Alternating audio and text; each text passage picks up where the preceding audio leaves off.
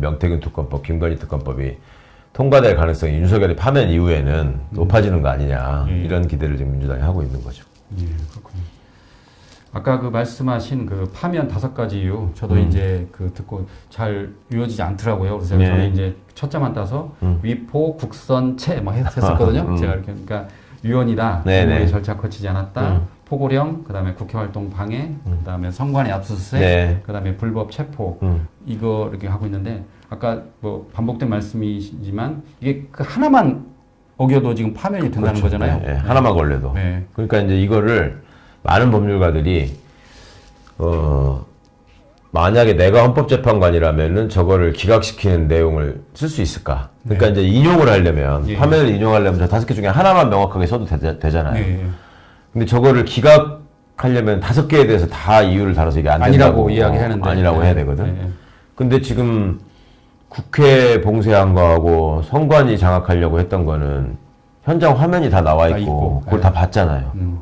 그러니까 그거를 부정하려면 위헌인 건 맞는데 이게 대통령을 파면시킬 정도로 중대한 건 아니다 라고 써야 된단 말이에요. 네. 그럼 그게 가능하겠습니까? 그런 거라서 너무 말이 안 되는 거고, 그 다음에 계엄 선포의 요건을 갖추지 않았다라고 하는 거는 헌법하고 계엄법에 그 한글만 읽을 줄 알아도 하나도 지키지 않았다는 게 지금 다 나오고 있고, 국무회의도 거치지 않았고, 그렇죠. 그다음에 전시 상황 같은 상황도 아니었고, 예, 그리고 윤석열이 자기의 어떤 그 쫄개들이라고 생각하고 있는 국무위원들, 국무총리 포함해서 지금 다 국무회의가 없었다고 얘기하잖아요. 그거는 윤석열을 향해서 지금 총을 쏘는 거거든. 예. 국무회의가 있었다고 하면 윤석열한테 유리한 거 아니에요. 그렇죠. 예. 근데 다 없다고 하잖아. 그거는 첫 번째로 그게 있었다라고 하면 자기가 내라는 공범이 되기 때문에 예. 그렇게 말하는 면도 있지만 실제로 보면은 뭐 그냥 앉아가지고 뭐 무슨 이거는 소파에 앉아가지고 뭐 웅성웅성 하다가 갔다는 거잖아요. 그런 점도 있고 무엇보다 더 결정적인 거는 국회를 그 국회의원들을 끌어내라고 했다는 점, 이것이 이제 너무나 명확하게 드러나 있고, 그게 또 녹취가 확보돼 있는 것 같죠? 그 특전사에서 마이크가 열려 있었다는 거 아니에요? 그래서 다 이게 전달이 됐다는 거잖아요. 그러니까 이제 그런 점들이 도저히 어떻게 부인할 수 없는 증거가 5가지 다 너무나 명확하게 있으니까. 그러니까 이제 그거를 부정하는 쪽의 얘기도 결국 뭐 한다는 소리가 뭐 헌법재판관이 중국 사람이네, 뭐 중국 사람들이 뭐 부정선거를 했네, 이따위 소리를 하고 있잖아요. 그러니까 제가 나름 열심히 주말에 한번 찾아봤어. 뭐라고 이거를 이 사람들이 논리를 만들어서 이걸 부정할 수 있을까. 사실은 그게 불가능하니까 지금 나경원이나 이런 사람들이 갑자기 각하 얘기를 하는 거예요. 요건으로 들어가게 되면 할 말이 너무 없거든, 지금 지네들이 봐도.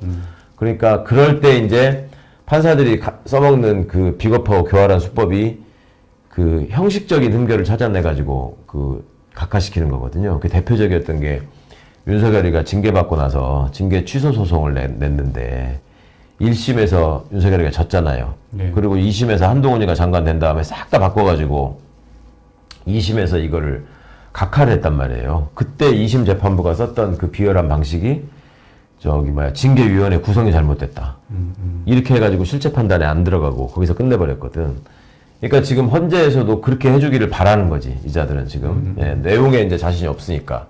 그 윤석열이는 지가 검찰총장으로 했던 그 범죄적 행각, 검찰총장으로서 쭉 진행시켜왔던 쿠데타의 범위에서 지금 벗어나지 않는 행동을 하는 게 없어요. 다 고짓을 그대로 하고 있거든요. 그러니까 이번에도 이제 그런 절차적 흠결에 기대서 이걸 각하를 시켜보자라는 얘기들을 하고 있는 건데, 지금 그 계엄 선포의 요건도 그렇고 두 번째 포고령에 관한 부분도 그 포고령을 지들이 뭐라 그랬어요. 윤석열이는 지가 시킨 거 아니다. 김용현이가 옛날 거 보고 베낀 거다. 이렇게 얘기했잖아. 왜 그렇게 얘기했냐고.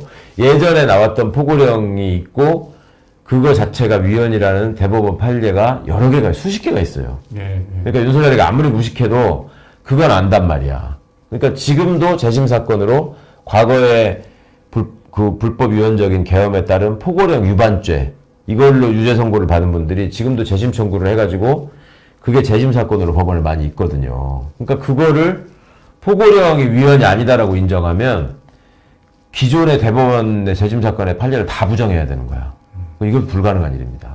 그러니까 자, 2가지 이제 그 법적인 요건 따지는 부분, 위헌이냐 아니냐 판단하는 부분 뭐 명확하게 다 선례가 있고, 그 다음에 선관이나 국회 장악 부분들은 다 화면 영상까지 다 나와 있고. 이제 마지막 남은 게 이제 체포 부분인데, 이거는 홍장원 차장이 너무나 똘똘하게 똑똑하게 다 얘기를 했고, 그 다음에 그거를 얘들은 홍정원이 망상해서 무슨 지어낸 거다 이런 식으로 가려고 하는데, 그거를 그대로 받아 적은 직원이 있고, 그 실물이 또 남아있고, 그 다음에 그것이 그냥 대충만 쓴 게 아니라 여인영이의 부하들이 썼던 그 14명의 명단과 조주호가 전달받았다는 명단과 그대로 다 맞다는 거잖아요. 명단이 맞다는 거잖아요. 그러면 그거를 부정하면서 이거는 기각시켜야 된다라고 쓸만한 근거는 하나도 없는 거예요. 그러면 5가지가 다 위헌이라는 걸 인정하고, 그렇지만 윤석열은 파면시켜서는 안 된다.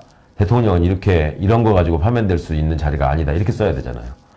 그러면 그 결과로 나올 수 있는, 그러니까 반대의 결과는 뭐냐면, 그러면 이런 짓을 다음에 대통령들이 다시 해도 되고, 대통령직을 유지하는 데는 문제가 없으니까 윤석열이 본인도 돌아가서 이걸 다시 해도 대통령직을 유지할 수 있다는 거잖아요. 그러니까 그런 위험을 감수할 수 있는 법률가는 법률가들의 기회주의적인 속성이나 이런 걸 감안해 보더라도 없다. 절대 없다. 심지어 윤석열 대리인단에 있는 사람들조차도 그 사람들한테 한번 이 기각 결정문을 써봐라. 당신이 헌법재판관 시켜줄 테니까. 헌법재판관 자리에 갖다 놓으면 못 씁니다. 그러니까 그거를 이렇게 우리가 걱정할 필요가 없다라는 얘기를 많이 해왔었는데, 이게 이제 직위원이라는 시대의 이 법비가 나타나가지고 명백한 법 규정까지 무시하는 그냥 창조적인 법 해석을 해버리니까, 아니 지금 서울법대 나온 법조인들을 어떻게 믿냐, 무슨 짓이라도 할 수 있는 거 아니냐, 그리고 지네끼리끼리 통해가지고 다 뭔가를 지금 다 작당을 해가지고 이거를 윤석열한테 면죄부를 주려고 가고 있는 거 아니냐라는 걱정들을 지금 하시는 거잖아요. 근데 그거는 그렇게 서울법대 출신들의 결속력이 그렇게 대단하지 않고, 특히 내란과 출신으로서 여기에 적극적으로 가담해서 내 인생을 걸겠다라고 하는 사람은 이상민이조차도 빠져나가려고 궁리를 하잖아. 지금 뭐 쪽지를 받은 게 아니고 이렇게 받다는, 넘겨받다느니 뭐 이따위 소리를 하는 이유가 지들 살겠다고 그러는 건데, 그런 결속력으로 이게 될 수 있는 게 아니라는 점을 좀 생각하시고, 단지 이제 이 법조인들이 가지고 있는 이런 편협성, 그러니까 자기들의 안위나 자기들의 생각이 중요하지 세상이 얼마나 혼란해지고 그런 어떤 결정 하나하나에 국민들의 삶이 얼마나 피폐해지는 거에 대한 어떤 인식 자체가 없다, 공감 능력이 없다, 이런 부분들은 별도로 충분히 비판하시고 비난하고 앞으로 또 이거를 바꿔나갈 방법들을 우리가 고민해야 되는 거지만, 지금 상황에서 이게 엎어질 가능성은 없다고 봐야 된다. 네.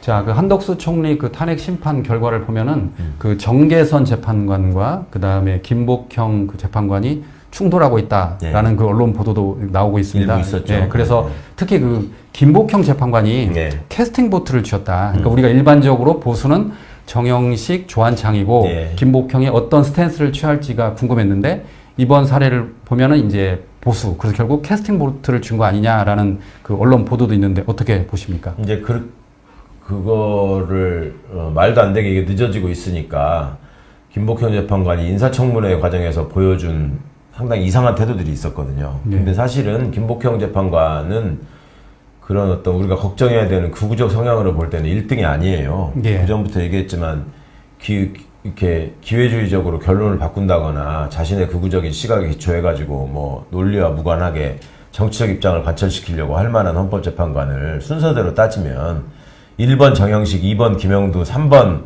조한창, 4번 김복형이라고. 4등에서 4등. 그런데 지난번 한덕수 파면과 관련한 이 본인의 독자적인 소수 의견을 냈잖아요. 냈죠. 근데 그 얘기가 5개 전부 다 나는 사유가 안 된다고 해서 기각시켜야 된다는 거였고, 정계선 재판관은 명시적으로 이거는 헌법을 위반하는 굉장히 심각한 책임이 있어서 이 사람 파면시켜야 된다. 그러니까 두 사람의 입장이 어찌 보면 가장 이렇게 극단적으로 갈라져 있었던 거지, 내용에 들어가서 볼 때. 그러니까 그걸 가지고 이렇게 추정을 하는 거예요. 그런데 그거보다 더 중요하게 봐야 될 지점은, 만약에 그렇게 해가지고 이 윤석열 사건에 대해서 뭔가 이상한 결론을 내려고 하는 거라면 그 각하에 섰어야 돼.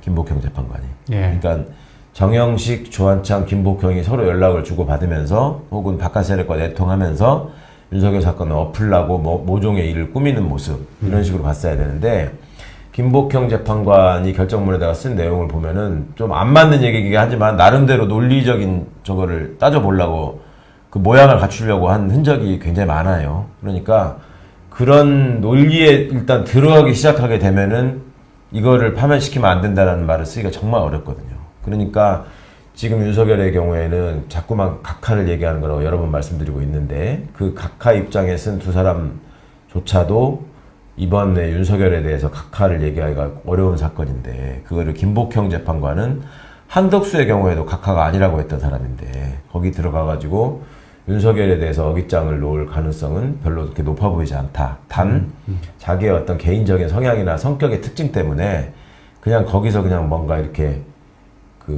그냥 그 논리나 어떤 사건의 실체와 무관한 그냥 히스테리? 뭐 그런 거를 부릴 가능성이 있다. 혹은 그걸 기대한다. 이런 의견들은 좀 있는 것 같아요. 그거는 그렇게 뭐 결론에 영향을 미칠 만큼의 그 정도는 아니라고 생각하고 저는 오히려 조한창 재판관이 더 위험하다고 보고 있습니다. 그래서 그러니까 정영식 재판관은 정영식, 김영두 두 사람은 재판이 변론이 진행되는 과정에서 본인들이 한 얘기가 너무 많아요.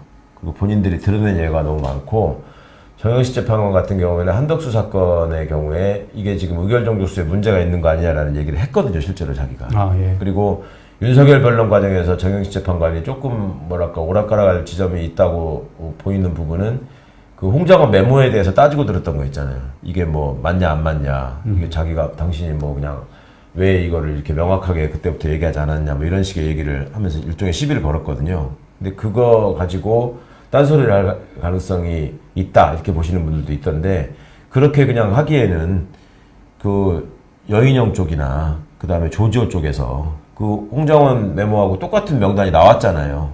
그러니까 그것도 피해 나가기가 어려워서 윤석열 파면은 그렇게 걱정하지 않으셔도 된다는 게 저의 계속된 입장입니다.